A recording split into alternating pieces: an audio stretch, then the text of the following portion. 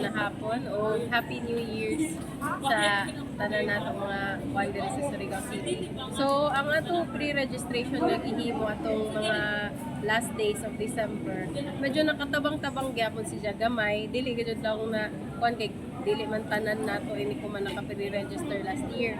So kutob sa naka-pre-register, medyo gaan-gaan na gajud sa ilang pag-process kay di naman sila mo agi diri sa tanan namo mga tables para ra ma-process na nila permit kay pre-assessed naman nini sila, kabayo na sila sa estimate ng ila mayroon nun, unless na lang joy changes sa katong mga records namo diri nga naa gajud sa amo accounting office na kuman pa na release.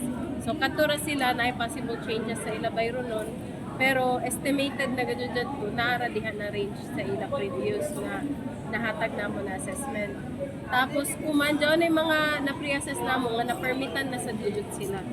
Especially sa jadton kuan medyo na sugdan naman namo pag-assess ano ton sa mga bookkeepers na which is amo gajud problema namo permit kay tapos bundles gajud dyan na nila mga permit. So kuman pre-assess naman nila mga applications, subay-subay na gajud nila dyan, especially sa collection nila sa ilang mga clients.